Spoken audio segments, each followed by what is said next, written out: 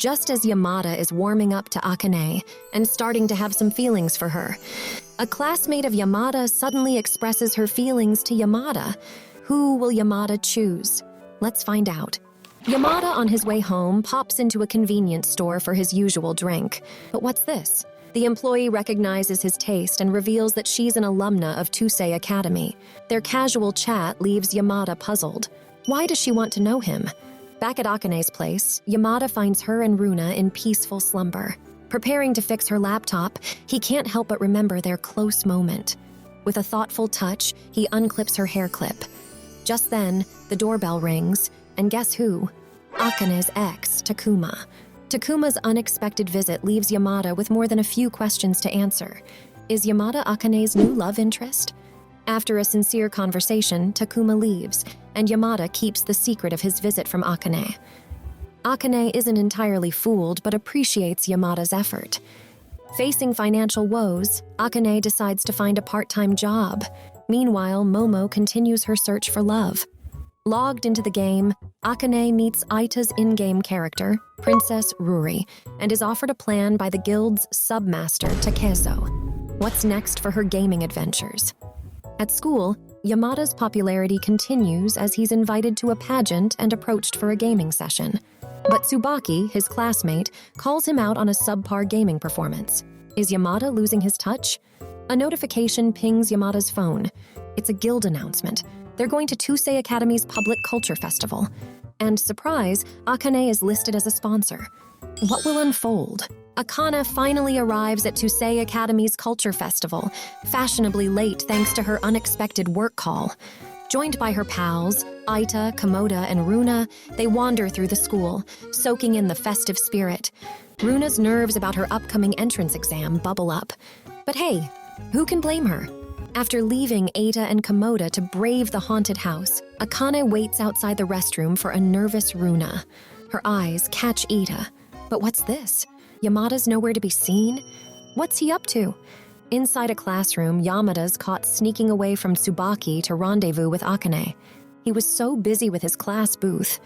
These two share a laugh, but eyes are watching folks. Tsubaki's eyes, to be precise.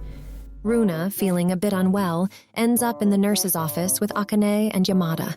Runa's worries about the festival bubble up, but Akane's on it, ready to fetch some festival food.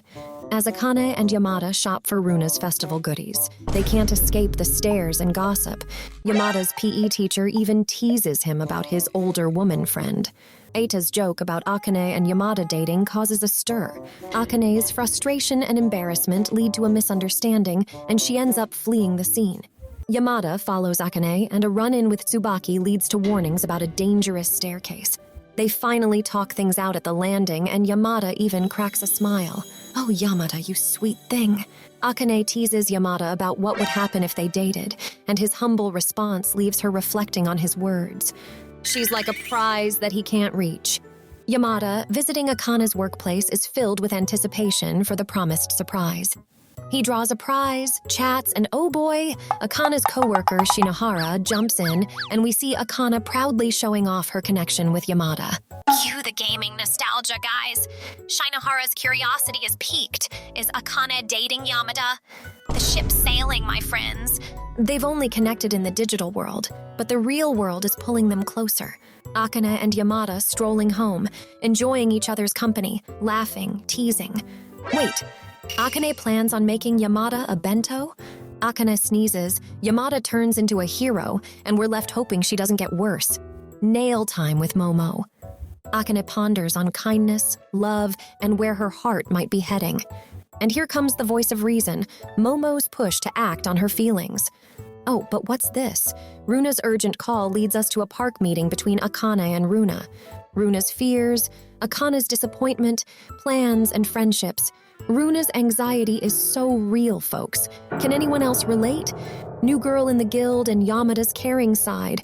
Runa's surprising move, and Akane's curiosity has been piqued. Gossip, gaming, and girlfriends.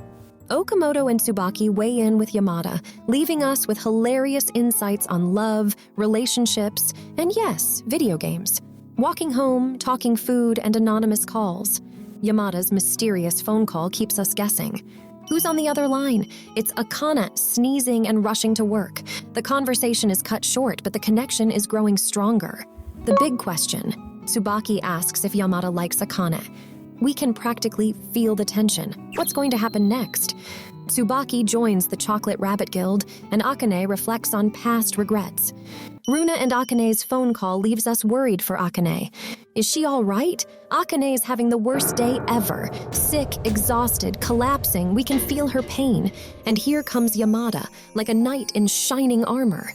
Akane thinks she's hallucinating. This moment is so precious and surreal. Tsubaki and Okamoto are getting all curious about Yamada's relationship status. Tsubaki's concerned, Okamoto's suspicious, and Yamada's tutoring. The plot thickens as the duo wonders if there's a love interest in Yamada's life, while Okamoto nudges Tsubaki to take her shot. "Hurry up, or someone else will get him," she warns. Our girl Tsubaki's feeling all the feels as she watches Yamada play games. She remembers the good old days, doubting his gaming skills and their budding friendship. Meanwhile, Yamada's playing knight in shining armor, carrying a passed-out Akane. Ah, how sweet. Everyone's gossiping about Yamada's cold demeanor, with rumors of rejection, mystery, and intrigue. Who is this enigmatic Yamada with his rejection of Shiraishi? What's his real taste in love? Ah, the questions. Oh boy, grab your tissues as Yamada delves into his childhood and his promise with a bullied girl. It's a painful trip down memory lane that leads Tsubaki to conclude that loving Yamada is a road to heartache. Over at Akane's apartment, Yamada plays nurse, and Akane's fever turns into a hospital trip. Returning home, she's both shocked and comforted to find Yamada snoozing by her side. Our hearts are melting, folks. Tears flow and confessions abound as Akane thanks Yamada for his kindness. Akane and Yamada share wisdom and regrets, with Akane even seeing Yamada as an angel. Their emotional connection deepens, but what does this mean for their future? Unexpected cramps and dramatic reactions. Yamada's massage skills come to the rescue, and despite some clumsy mishaps and giggles from Yamada, there's a growing spark between them. Is romance blooming? As the day dawns, Yamada's about to leave, and Akane's emotions betray her when she unconsciously grabs his coat. Apologies and assurances fill the air. But what's this lingering feeling as Yamada leaves? Momo, the ever-curious friend, stops by Akane's place to lend a hand with groceries. She finds out that Akane spent the night with Yamada when he took her to the hospital. She's intrigued, puzzled, and maybe a bit nosy. Are they dating? Why would Yamada care for her like that? Momo wonders.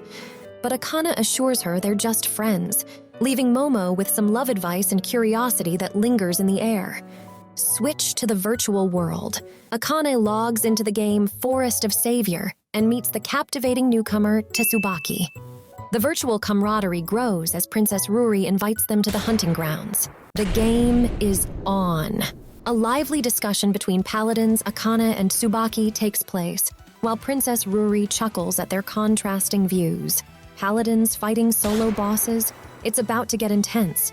Oh, the frustration of battling a relentless monster. Princess Ruri sits back, sipping her virtual tea as Akane and Tsubaki struggle to defeat the beast. Is Ruri going to help, or is she just going to watch them flounder? You might be wondering. They fought hard, but in the end, Akane and Tsubaki had to admit defeat. But not without gaining some wisdom from Princess Ruri and leaving the battlefield with their heads held high. Never give up, warriors. Tsubaki and Akane analyze the battle, their strategies, and bond over their shared experiences. Virtual friendships for the win.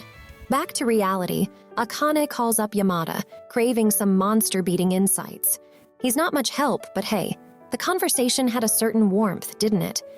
Meanwhile, Princess Ruri becomes a virtual armor repair specialist and offers Tsubaki some wisdom. Courage and independence? They follow action, not the other way around. Akane's late-night chat with Yamada takes an unexpected emotional turn. I called because I wanted to hear your voice, she confesses. Butterflies, anyone? Meeting up with Momo, Akane goes from romantic musings to talking about breakups. What a plot twist. And, here come some bothersome guys. Waiter by day, hero by the moment, Aita swoops in to save the day, rescuing Akane and Momo from some unwelcome attention. What a gentleman. Momo's witty remark comparing games to group dates leaves us with a laugh and a nod of agreement. Aita's about to leave, but Akane and Momo have something crucial to tell him. The suspense. What could it be? Remember Akane's meeting with Princess Ruri? Well, let's shift back to the present, where Aita, Akane, and Momo are having a little chit-chat. Aita's hoping for a love confession, but no dice. Akane clears up the confusion, while Momo watches and later spills the beans about Akane's romantic interest. Teasing, guessing games, and insights into Akane's hesitations, all in one episode. Ah, the sweet agony of love. Now Akane's on a quest for self-improvement and wants to open up about her feelings. Eita and Momo are here for the rescue, offering advice, compliments, and even a character reference for her love interest. A pep talk later, and our brave Akane sets off to confess her feelings. Akane's off to Yamada's place, and oh boy, her heart's aflutter. But just as she's about to spill the beans, some noisy neighbors ruin the moment. She's determined, though, and they agree to talk later at the station. How's that for a cliffhanger? Walking to the station, things get intense. Akane nearly meets with an accident. Yamada saves her, and they walk hand in hand. Romantic, right? But wait, there's more. Akane's confession gets postponed again. Oh, the anticipation. Meanwhile, Tsubaki's worried about the rain. Yamada and Okamoto end up sharing an umbrella, but Okamoto hands it over to Tsubaki. Talk about an umbrella shuffle. As Yamada and Tsubaki walk in the rain, Yamada spots a girl resembling Akane. He hands Tsubaki his umbrella and dashes off. Brace yourselves. Tsubaki confesses her feelings to Yamada right after slipping and breaking her glasses. It's emotional, it's rainy, and it's unexpected.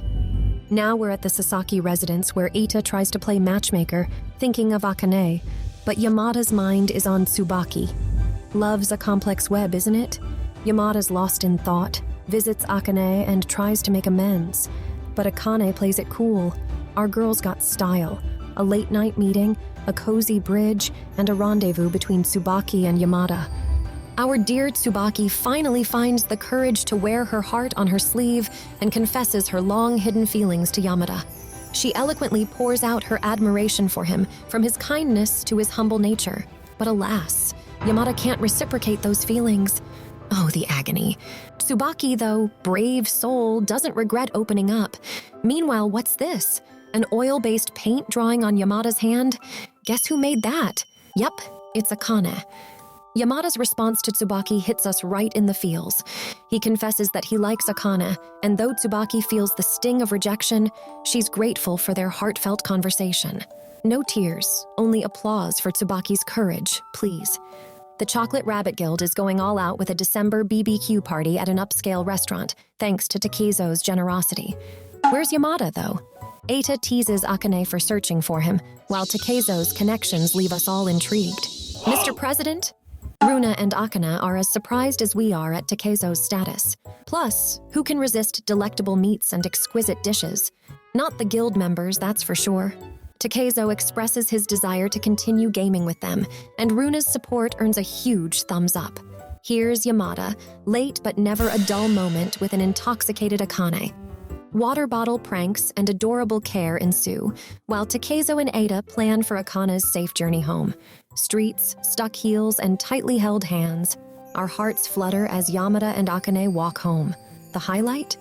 Akane popping the big question, "Do you like me?" Yamada's smile and confession make us all swoon. A hug, a promise to call, and the warmth they feel together all lead to an unforgettable night. Morning arrives with Yamada keeping his promise and Akane's cafe chat with Momo and Maki, which has Akane blushing and hopeful. A cafe meeting between our lovely pair leaves us with compliments, blushes, and Yamada holding Akane's hand. Could we ask for more? Probably not. Catch your breath and get ready for the next episode because trust me, you won't want to miss what happens next. Until next time, bye.